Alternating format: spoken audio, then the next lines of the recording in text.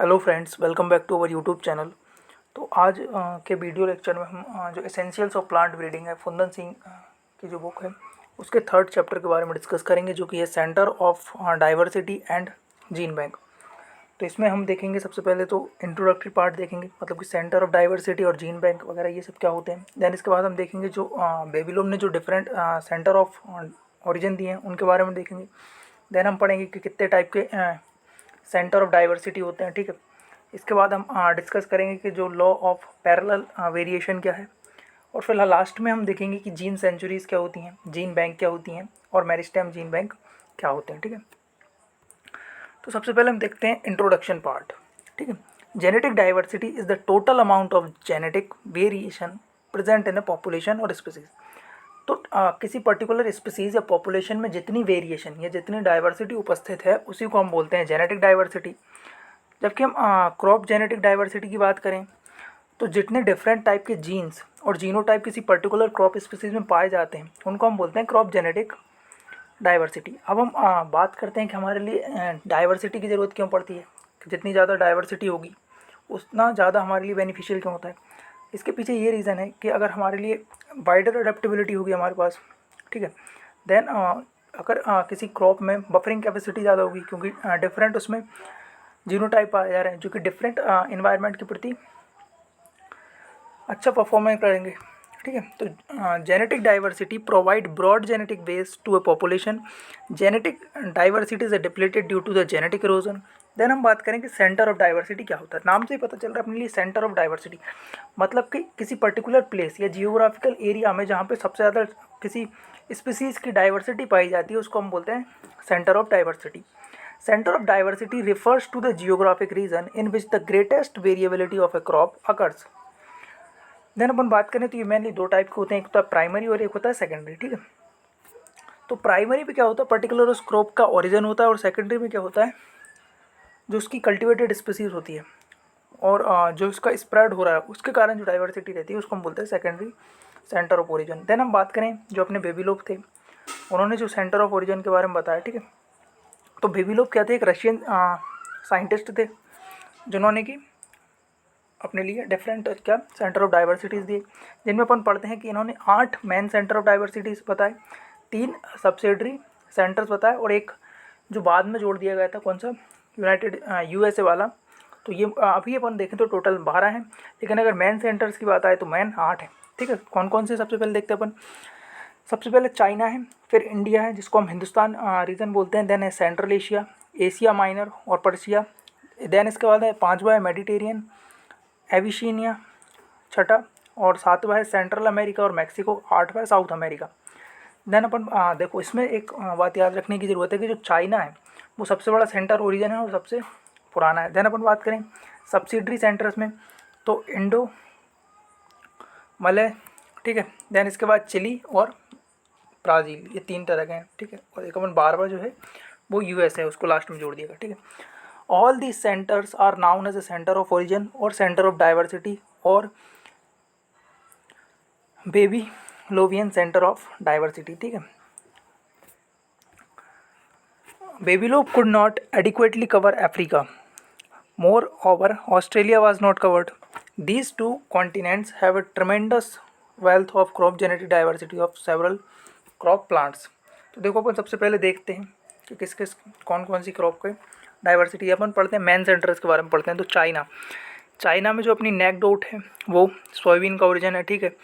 अदजुकी bean, common bean, small bamboo, leaf mustard, apricot, peach, orange, sesamum, China tea, ये इन सब का origin क्या है, चाइना है। देन हम बात करें हिंदुस्तान वाले रीजन की, तो हिंदुस्तान रीजन में क्या है, जैसे अपना राइस हुआ, चिकपी हुआ, moth bean, rice bean, horse gram, brinjal, cucumber, tree cotton, jute, paper, African millet और इंडिगो डाई, ये सभी क्या है, इनका ओरिजिन हिंदुस्तान क्षेत्र में है। देन अपन बात करें सेंट्रल एशिया के बारे में, तो सेंट्रल एशिया में कौन सा, bread wheat, club wheat, short wheat, rye, pea, lentil, chickpea, sesamum, flax, sunflower, carrot, radish, apple, pear and walnut, इन सब का ओरिजिन क्या है, एशिया माइनर है। देन हम बात जो सेंट्रल एशिया है, देन हम बात करें एशिया माइनर के बारे में, तो एशिया माइनर में इनकॉर्न वीट हुई, ड्यूरम वीट हुई, पोलार्ड वीट हुई, then bread wheat, two rowed barley, rye, red oat, chickpea, lentil, pea, flax, almond, pomegranate, pistachio, apricot और ग्रेप इसमें एशिया माइनर ओरिजिन। देन हम बात करें मेडिटेरियन की, तो इसमें क्या है durum wheat, husked oat, cabbage, olive, broad bean और लेट्यूच। देन हम बात करें एविसीनिया के बारे में, तो इसमें क्या है durum wheat, pollard wheat, emmer wheat, barley, chickpea, lentil, pea, flax, sesame, castor bean, African millet and coffee. Then अपन बात करें सेंट्रल अमेरिका और मैक्सिको, तो इसमें मेज है, कॉमन बीन है, upland cotton, pumpkin, gourd, squash, hemp and pepper. Then अपन बात करें साउथ अमेरिका, इसमें ओरिजिन कौन कौन से हैं, तो इसमें पोटैटो हुआ, स्वीट पोटैटो हुआ, lima bean, tomato, papaya, tobacco and sea island cotton.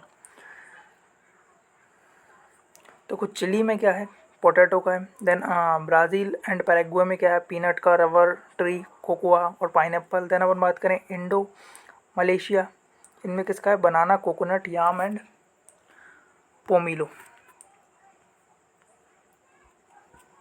देखो अपन बात करते हैं कि सेंटर ऑफ ओरिजिन और सेंटर ऑफ डाइवर्सिटी, ये दोनों क्या है डिफरेंट टर्म है, तो इनमें क्या मेन डिफरेंस क्या है। Centre of origins are geographical areas where crop plants have originated. A center of diversity refers to a location where a vast genetic variability for a crop and its wild species found। देखो centre of origin मतलब कि जहाँ पे उसका origin हुआ है। Then अगर अपन बात करें सेंटर ऑफ डाइवर्सिटी, डाइवर्सिटी मतलब जिस जगह पर उसमें ज़्यादा डाइवर्सिटी पाई जा रही है, ठीक है। Thus the centre of origin and centre of diversity for a crop may be same और मे बी डिफरेंट। तो मतलब किसी क्रॉप के लिए सेंटर ऑफ डाइवर्सिटी एक भी हो सकते हैं और ये डिफरेंट भी हो सकते हैं। देन हम बात करें types of centre of diversity, तो ये मेनली तीन तरह के होते हैं। एक तो प्राइमरी सेंटर ऑफ डाइवर्सिटी, दूसरा हुआ है सेकेंडरी सेंटर ऑफ डाइवर्सिटी और तीसरा क्या है माइक्रो सेंटर्स। देखो प्राइमरी सेंटर ऑफ डाइवर्सिटी क्या होता है,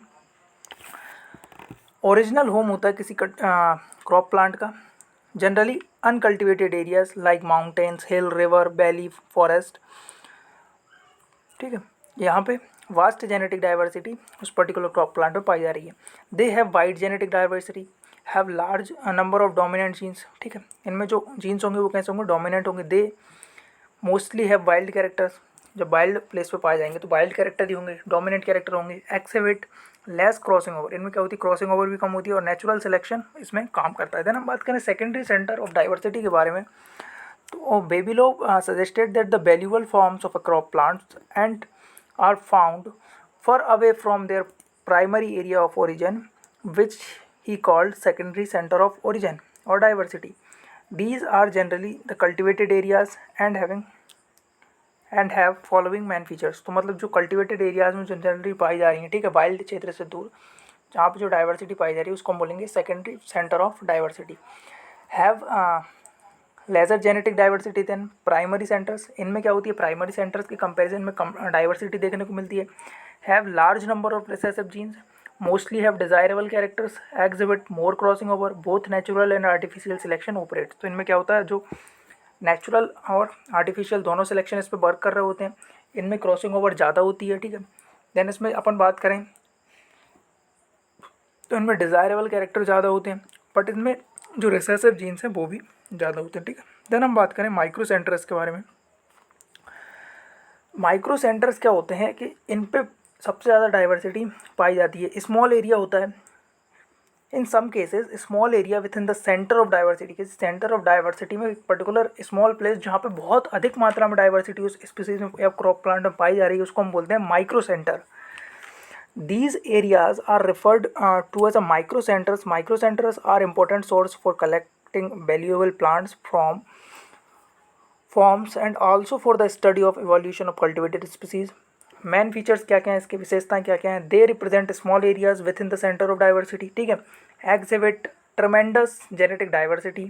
The rate of natural evolution is a faster than larger area। इसमें क्या होती है rate of evolution भी ज़्यादा होगी क्योंकि पर्टिकुलर छोटा एरिया है उसमें बड़े एरिया कंपेरिजन में ज़्यादा तेजी से हो रही है। They are important sites for the study of crop evolutions, और ये क्रॉप इवोल्यूशन की स्टडी करने में बहुत हेल्पफुल होते हैं। देन हम बात करें लॉ ऑफ पैरेलल वेरिएशन, तो ये किसने दिया था, ये दिया था बेबीलोव ने दिया था 1951 में। The concept of parallel variation also known as a law of homologous series of variation was developed by Vavilov 1951 based on his study of crop diversity and center of origin. Law of homologous series states that a particular variation observed in a crop species is also expected to be available in another related species.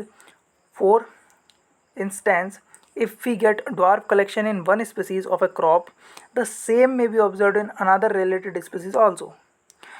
Vavilov used a principle of homologous series of variation as a clue for discovering similar character in related species. देखो जो अपना law of parallel variation है इसी को law of homologous series of variation भी कहते हैं, ठीक है। और ये किसने दिया था? बेबिलोव ने दिया था 1951 के टाइम पे। Law of homologous series of variation क्या बोलता है कि अगर एक पर्टिकुलर स्पीसीज में अगर वो कैरेक्टर पाया जा रहा है, ठीक है, तो उससे संबंधित जो उसकी क्रॉप है, ठीक है, रिलेटेड जो है स्पीसीज हैं उसमें भी वो कैरेक्टर पाया जाएगा, ठीक है। Law of homologous series state that a particular variation observed in a crop species is also expected to be available in its another related species. Then हम बात करें जीन सेंचुरीज के बारे में, ठीक है। The genetic diversity is sometime conserved under natural habitat, ठीक है। In other words, area of greater genetic diversity are protected from human interference.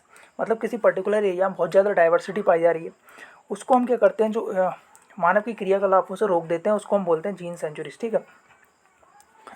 Gene sanctuaries is generally established in the centre of origin diversity और micro centre. Gene sanctuary is also known as a natural park और biosphere reserve. इनको हम natural park या biosphere reserve के तौर पे भी जानते हैं। India has set up its first gene sanctuary in the Garo hills of Assam for wild relatives of citrus. तो भारत में जो पहली जीन सेंचुरी इस्टेब्लिश की गई थी वो कहाँ पे? गारो हिल्स, असम की जो गारो हिल्स है ना, उसमें इस्टेब्लिश की गई थी। किसके लिए? सिट्रस के वाइल्ड रिलेटिव्स के लिए, ठीक है। तो इसमें और कुछ तो ज़्यादा नहीं, तो ये आपको याद रखना पड़ेगा पहली कहाँ पे हुई। देन हम बात करें जीन बैंक के बारे में, ठीक है। तो सबसे पहले तो आपको जर्म प्लाज्म समझना जरूरी होता है। जर्म प्लाज्म क्या होता है? टोटल जितने भी जीन उस पर्टिकुलर स्पीसीज में पाए जा रहे हैं उन सबको जो कलेक्शन होता है उसी को बोलते हैं हम जर्म प्लाज्म, ठीक है। तो जीन बैंक, जीन दो शब्द से बना है, जीन और बैंक। बैंक में क्या होता है? कंजर्वेशन होता है, मतलब उसमें टोटल काउंटिंग रहती है, ठीक है। Gene bank refers to a place और organisation where germplasm can be conserved in living state. तो जो अपन बात कर रहे हैं जीन बैंक के बारे में, gene banks are mainly two types. एक होती है सीड जीन बैंक, दूसरी होती है field gene bank. Seed gene bank में हम किसके सीड के तौर पे जीन्स को कंजर्व करते हैं, और फील्ड बैंक में क्या करते हैं? प्लांट्स के तौर पे उसको रखते हैं। जिन प्लांट्स को सीड के तौर पे अगर कंजर्वेशन नहीं कर सकते उनको हम प्लांट के तौर पे रखते हैं, ठीक है।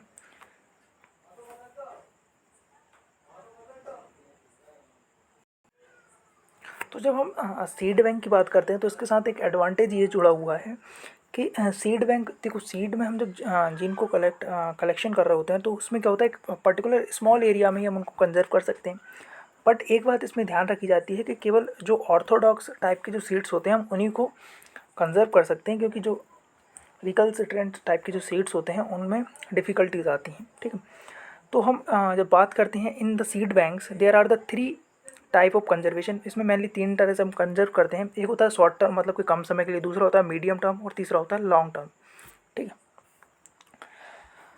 देन अपन बात करें बेस कलेक्शन और conserve for long term 50 years और मोर एट द -18 और -20 डिग्री सेल्सियस। जब हम बात करते हैं तो इसको भी अपन ने फिर आगे क्लासीफाइड किया। एक बेस कलेक्शन है, दूसरा एक्टिव कलेक्शन है, और तीसरा वर्किंग कलेक्शन है, मतलब कि उसका किस तरह से यूज़ कर रहे हैं। जब हम बेस कलेक्शन की बात करते हैं तो उसमें हम केवल जो सीड होता है उसको रीजनरेशन के लिए ही यूज़ करते हैं, जबकि हम एक्टिव कलेक्शन में क्या करते हैं? डिस्ट्रीब्यूट करना है और रीजनरेशन में यूज़ कर सकते हैं। जबकि हम वर्किंग कलेक्शन की जब बात करते हैं तो वर्किंग कलेक्शन में हम जो जनरली जो वर्क चल रहा होता है, अपना ब्रीडिंग प्रोग्राम वगैरह चल रहा होता है, तो हम उसमें वर्किंग कलेक्शन से ही यूटिलाइज कर सकते हैं। तो जब हम बात करते हैं बेस कलेक्शन, तो बेस कलेक्शन में हम बहुत लंबे समय तक सीड को स्टोर करते हैं। जनरली देखें तो 50 ईयर्स और उससे भी ज़्यादा हो सकता है, ठीक है, -18 से लेके -20 डिग्री सेल्सियस पे। तब हम बात करें एक्टिव कलेक्शन के बारे में तो इसको हम मीडियम टर्म्स, मतलब कि 10 से 15 साल तक कंजर्व करते हैं, ठीक है, 0 डिग्री सेल्सियस और इसके आसपास टेम्परेचर पे। देन हम बात करें वर्किंग कलेक्शंस, तो इसको मेनली 3 से 5 साल तक अपन वो करते हैं, ठीक है। स्टोर करते हैं 5 से लेकर 10 डिग्री सेल्सियस जो रेंज है इस टेम्परेचर के बीच में रखते हैं। अब हम देन बात करें तो advantages of gene bank. Gene bank के क्या क्या एडवांटेजेस हैं। Large number of germ plant sample और entire variability can be conserved in a very small space. In seed bank handling of germ plant is easily. देखो हम बात करते हैं सीड बैंक में, तो जो जर्म प्लांट की हैंडलिंग करना बहुत ईजी होता है, जबकि प्लांट जो बैंक होती है उसमें क्या इतने बड़े प्लांट को आपको हैंडल करना होता है, तो उसकी तुलना में ये ईजी होता है। देन हम बात करें germ plasm is conserved under pathogen and insect free environment. जब हम बात करते हैं सीड जीन बैंक की, तो इसमें क्या होता है कि डिसीज़ वगैरह, इंसेक्ट पेस्ट, इनका खतरा नहीं होता और जो बायोटिक और एबायोटिक स्ट्रेस का ज़्यादा दिक्कत नहीं होती। जबकि हम बात करें तो जो प्लांट बैंक होती है उसमें क्या होता है, ये दिक्कत रहती है कि कोई अपन ने जो कंजर्व की हैं प्लांट स्पीसीज़ को, उस पर किसी इन्फेक्शन आ गया, वायरस इन्फेक्शन आ गया, कोई बैक्टीरियल रोग आ गया, किसी इंसेक्ट पेस्ट का अटैक हो गया, तो वो अपनी वेरिएबिलिटी भी बहुत ज़्यादा खतरा होता है उस टाइम पे, ठीक है। बट इसके साथ कुछ डिसएडवांटेजेस भी जुड़े हैं, जैसे कि seeds of recalcitrant species can not be stored in a seed bank. जो रिकल्सिट्रेंट सीड्स होते हैं, मतलब जिनको अपन कम मॉइस्चर लेवल पे अगर अपन ने उनको स्टोर किया या कम टेम्परेचर पे जिनको स्टोर किया, तो उनकी क्या होती है कि जो वाइबिलिटी है, मतलब कि और जो बिगर है वो क्या हो जाता है, लूज़ हो जाता है, ठीक है, वो नहीं कर पाते। देन अपन बात करें तो कई बार क्या हो जाता है, failure of power supply may lead to loss of viability and thereby loss of germ plant. It requires periodically evolution of seed viability. इसमें क्या होता है, अपने लिए समय समय पर उनकी चेक करना पड़ता है कि रीजनरेशन के लिए वाइबिलिटी को चेक करना पड़ता है कि अगर उसकी कम वाइबिलिटी है, कम जर्मिनेशन आ रहा है, तो हम उसको क्या करते हैं, रीजनरेशन करते हैं, ठीक है। अब हम बात करें फील्ड जीन बैंक के बारे में, तो जो अपने जनरली जो रिकल्सिट्रेंट टाइप के जो प्लांट होते हैं, ठीक है, सीड्स होते हैं, उनके जो प्लांट्स को हम जनरली कंजर्व करते हैं। Plant gene banks are area of land in which germplasm collection of growing plants are assembled, मतलब कि इसमें प्लांट को ही कंजर्व किया जाता है, ठीक है। Field gene bank are often established to maintain working collection of living plants for experimental purpose. They are used as a source of germ plant for species such as the coconut, rubber, mango, कैजाब, yam और cocoa में इनको generally use किया जाता है। Then हम बात करें फील्ड जीन बैंक इन सम कंट्रीज़, तो कुछ देश हैं जिनकी जो फील्ड बैंक क्या क्या है, ठीक है। मलेशिया में ऑयल पाम की है सीड बैंक जो अपनी फील्ड बैंक, ठीक है। Oil palm has been conserved on the 500 hectares. Then अपन बात करें इंडोनेशिया, तो इसमें क्या है, कोकोनट की है एंड अदर पेरिनियल क्रॉप्स की है। देन अपन बात करें फिलीपींस में क्या है, बनाना की है। South east Asian germ plasm of बनाना यहाँ पे कंजर्व। देन अपन बात करें इंडिया में क्या है, global collection of coconut has been conserved in Andaman and Nicobar. Field gene bank have some advantages and disadvantages which are discussed below. तो अपन देखते हैं 2 मेन एडवांटेजेस क्या क्या हैं फील्ड जीन बैंक के। ये क्या करती है, provide opportunity for continuous evolution for various economic character. It can be directly utilise in the breeding programme, और इनको हम क्या कर सकते हैं, डायरेक्टली यूज़ कर सकते हैं ब्रीडिंग प्रोग्राम में, ठीक है। बट अगर हम इनके डेमेरिट्स की बात करें तो इसमें क्या होता है, field gene bank can not cover the entire genetic diversity of species. मतलब कि हम फील्ड जीन बैंक की बात कर रहे होते हैं तो हम उसमें पूरी जितनी वेरिएबिलिटी अवेलेबल है उसका हम एक तरह से यूज़ पूरी तरीके से उसको कवर नहीं कर पाते, ठीक है। It can cover only a fraction of the full range of diversity of species. The germplasm in the field gene bank is expose to pathogen and insect and sometime is the damage by natural disaster such as the bush fire, cyclones, floods etc। Maintain of germplasm in the field gene bank is a costly affair, मतलब कि इसमें पैसा ही बहुत ज़्यादा अपना खर्च होता है, क्योंकि अपने लिए इतना मेंटेन करना होता है, जो कल्चरल प्रैक्टिसेस वगैरह लग रही हैं उनको भी मेंटेन करना होता है, तो ये सारी दिक्कतें इसके साथ जुड़ी हुई हैं। देन हम बात करते हैं मेरिस्टेम जीन बैंक के बारे में।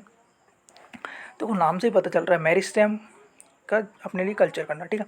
Germplasm of asexually propagated species can be conserved in the form of meristem.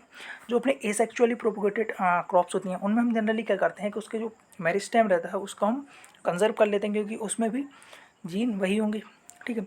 This method is a widely used for the conservation and propagation of horticultural species.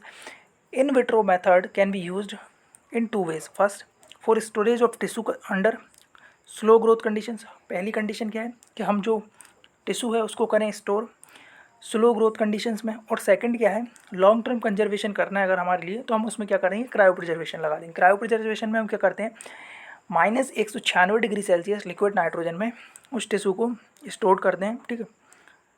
तो ये हमारा क्या होता है, क्रायो प्रिजर्वेशन होता है। देन हम बात करें gene bank for various crops in India. Wheat की कहाँ पे है, करनाल में है। देन अपन बात करें राइस की कटक में, पोटैटो की शिमला में, central potato research institute, cotton की नागपुर, पल्सेस की Kanpur, Indian institute of pulse research Kanpur में। देन अपन बात करें ऑयल सीड की हैदराबाद में है, सोरगम की हैदराबाद में, सोयाबीन की कहाँ है, इंदौर में, Indian directorate of soybean research, Indian institute of soybean research. Then अपन बात करें ग्राउंडनट की जूनागढ़ में है, मेज की नई दिल्ली में है, सिट्रस का नागपुर में है, और जो शुगर केन है वो कहाँ पे है, कोयम्बटूर में। देन अपन बात करें फॉरेस्ट क्रॉप झांसी में, ठीक है, Indian grassland and fodder research institute, ठीक है, तो इसमें है। देन अपन बात करें टोबैको, टोबैको कहाँ पे, राजमुंदरी में, central tobacco research institute. Then अपन बात करें ट्यूबर क्रॉप्स का कहाँ पे है, जीन बैंक ये है त्रिवेंद्रम में, हॉर्टिकल्चरल क्रॉप्स का Bangalore, Indian institute of horticultural research IIHR, जिसकी वैराइटीज़ में आर का लगा होता है। देन अपन बात करें ग्रेप्स के बारे में, तो ये कहाँ पे है, पुणे में, ठीक है, national research centre for grapes. Then इसके बाद हम बात करते हैं कुछ इंटरनेशनल लेवल या ग्लोबल लेवल्स पे भी जीन बैंक है डिफरेंट क्रॉप्स की। जैसे कि हम बात करें इंटरनेशनल राइस रिसर्च इंस्टीट्यूट, यहाँ पे किसकी है, राइस की, नाम से पता चल रहा है आपको। देन अपन बात करें international wheat and maize improvement centre CIMMYT, जो मैक्सिको में है, वहाँ पे किस किस चीज़ का कंजर्वेशन किया जाता है, वहाँ पे मेज, वीट, टिट्रिकेल और बार्ले, इन चार का किया जाता है। देन हम बात करें international centre for tropical agriculture CIAT, ये कहाँ है, कोलंबिया।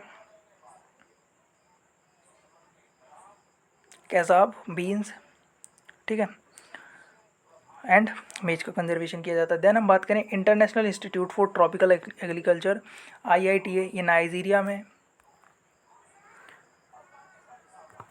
तो इसमें किया जाता है काउपी, सोयाबीन, लीमा बीन, कैजाब, स्वीट पोटैटो इत्यादि के। देन हम बात करें इंटरनेशनल पोटैटो सेंटर्स, ये पेरू में, यहाँ पे पोटैटो का कंजर्वेशन किया जाता है जीन बैंक। देन हम बात करें एक्रीसेट, ये कहाँ है, हैदराबाद में, इंडिया में, यहाँ पे sorghum, pearl millet, pigeon pea, groundnut, इनका कंजर्वेशन किया जाता है। देन हम बात करें international centre for agriculture research and dry land areas, ICARDA, ये सीरिया में है, यहाँ पे ड्यूरम, वीट, वार्ले और बीन्स आदि पे किया जाता है। देन हम बात करें Asian vegetable research and development centre AVRDC, ये ताइवान में है, यहाँ पे vegetable, soyabean, mung bean, sweet potato इत्यादि इनका कंजर्वेशन किया जाता है।